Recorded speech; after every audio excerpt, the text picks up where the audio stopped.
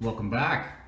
You are looking at my latest SCX24 build, this Atlas Power Wagon body on Mofo RC's UAF chassis with his SMP brushless motor. So I've just finished this build and it's so recent that I haven't even tested it yet. And when we finished it, it weighed out at 6238 as far as the front to rear bias. So it's a little front heavy.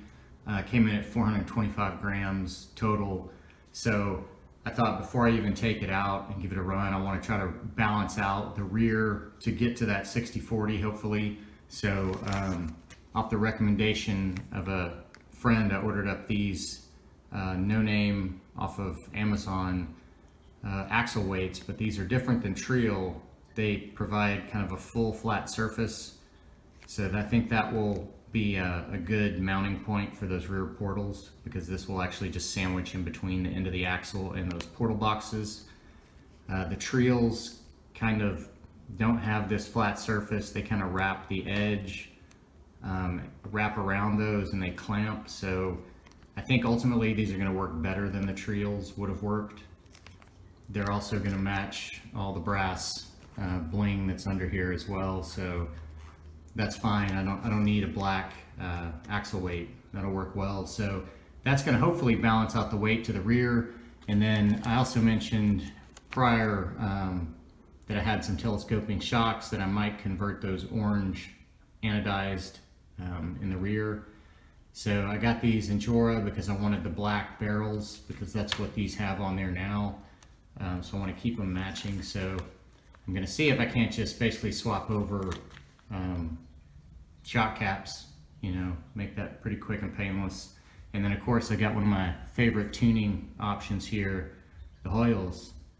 These are 3 sizes of black rubber bands. So once I get these on the rear, we're going to get in a limiter, or maybe 2 limiter straps, we'll see, but I'm going to figure that out as well. So let's just dive in, get this thing tuned. Well, and looking at those axle weights, looks like maybe once I get those slid on there, they may kind of hinder getting to that bottom shock mount. So I figured let's go ahead and take a look at converting these shocks first. So I believe we had about 4 tires, stock tires, and you can see that back, it's just off the ground there. So we're kind of, we lean the tires a little compression, we basically are touching back there. So that's kind of the baseline to see if we can improve any of that. We should have about the same up travel. Those telescoping compress very small, so this will probably be about the same. We're getting right to the frame, but it should allow this to drop out a little further, a little more twist. And then we're going to look at limiting, hopefully to the center here, so we get a pivot and we can limit this kind of overall travel. So that's the plan anyway. So now that we kind of looked at what the baseline is, let's get these wheels off. All right, a little update on the shocks. So I haven't bought any Injora shocks, telescoping shocks, I guess in maybe a few months. So the last sets I got, they did have these brass sleeves, but I don't remember that they had these aluminum spacers. So they're giving you 2 different width aluminum spacers there, so that's nice to kind of help you get these spaced evenly so they're kind of parallel to the frame. So I've already got plastic spacers in up here, and you can see I've got this left side converted. You can see how much further I've got droop now. So everything converted over easily except for the pretension ring. This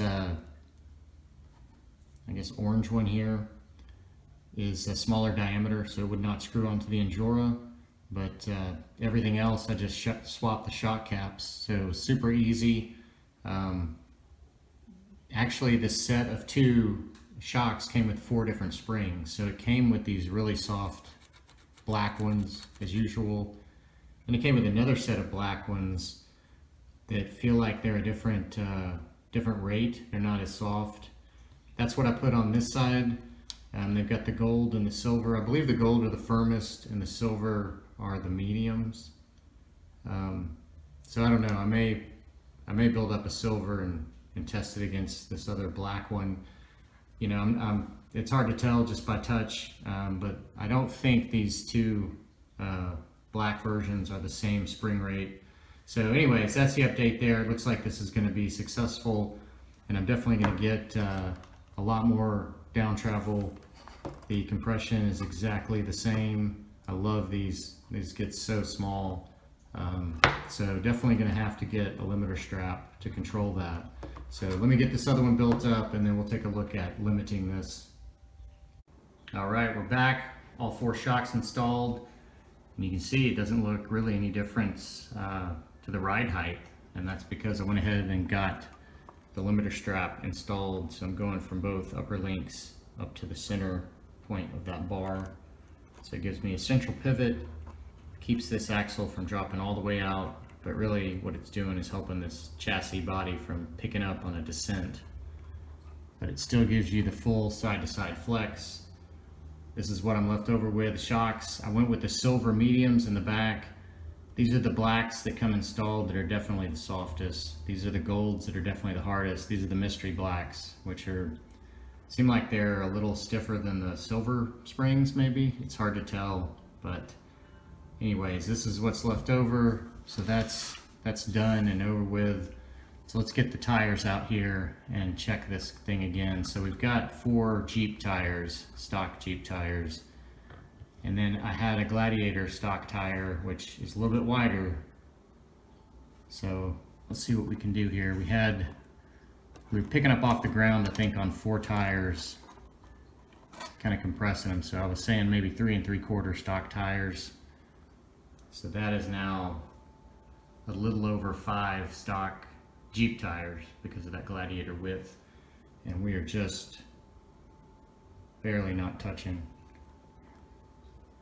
So that's definitely an increase. So I think if it was 5 stock JLU tires, we'd probably be touching the ground. So I think probably about 1 1/4 tires gain with this telescoping added to the rear. And we're basically at the max of what we can do anyways with this wheelbase, because once you twist it and max out, I don't know if you can see down there, but the upper and the lower link, there's a point where they come into contact and they'll bind up anyways. And so we are right there at that max point. So pushing it to the limits. So that's nice. And then it did have a higher ride height, but that limiting strap brought it right back down to where it was previously. So the front still has a little bit of a rake, but I'm very happy with it. So I think the next thing is let's bust into these rear axle weights, see if we can't get those on. Here we are with the axle weights, and I've got one installed. As you can see, that went on no problem. The thickness here of this lip is pretty minimal, and there is enough kind of extra distance in that axle and that portal gear that lives in this box. So it still seats just fine back into the axle, so that went on smoothly. So before I get both of these on, I just wanted to see what a single one weighed. So we're looking at 17 grams a piece. So that'll be quite a bit of weight to these rear corners here. So I'm gonna go ahead and get this second one installed. Then we'll get the 3S battery I'm gonna be running in it, and we'll throw it on the scales and get the overall weight and see if we hit 60/40.